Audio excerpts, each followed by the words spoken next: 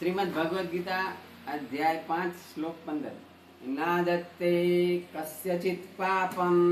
नादत्ते कस्यचित् पापं नादत्ते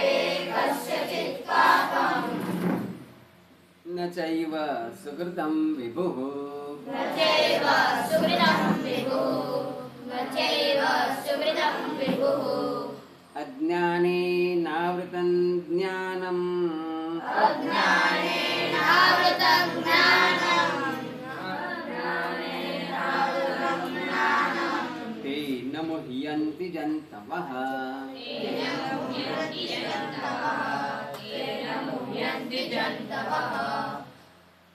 न आदत्ते कस्यचित् पापं न च एवं सुकृतं विभुः अज्ञानेन आवृतं ज्ञानं तेन मुह्यन्ति जन्तवः।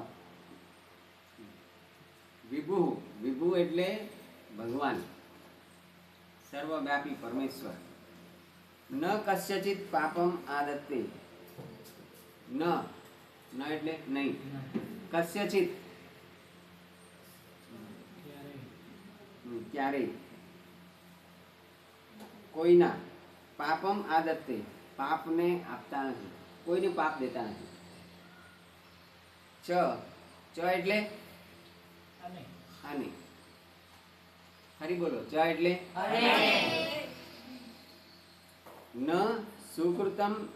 એટલે પાપ પણ આપતા નથી ને કોઈને પુણ્ય પણ આપતા નથી એટલે તમને એવી પ્રેરણા નથી આપતા કે તમે પાપ કરો કાં તો પુણ્ય કરો એ તમે જાતે જ નક્કી કરો છો। જ્ઞાનમ આવૃતમ તેન જંતવ મોહ્યંતિ જ્ઞાનમ आवृतम आवृतम એટલે ઢંકાયેલું જ્ઞાન ઢંકાયેલું છે શેનાથી તેન જંતવ મોહ્યંતિ તેન એટલે તેના વડે તેન બોલો કેન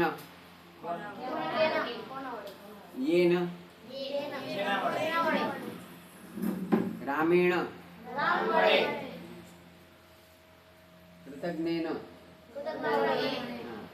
છેલ્લે એના એવું આવે ને એટલે એના વડે એવું સમજણ પડે છે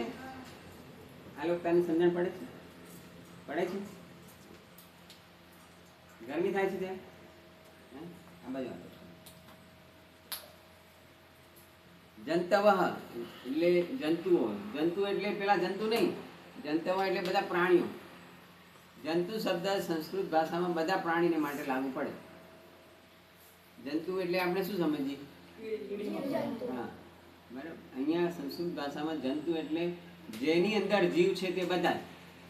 એટલે માણસ પણ આવી જાય એમાં એટલે એવું કીધું ને જંતુ નામ નર જન્મ દુર્લભમ જંતુઓમાં સૌથી સારો જન્મ કયો નર જન્મ એટલે વારાફરતી જાય જ છે લે બે આવે બે જાય બે આવે બે જાય। કાલથી અહીંયા જ્યારે વાર્તા ચાલતી હોય ને ગીતા ત્યારે જવાની હો કોઈ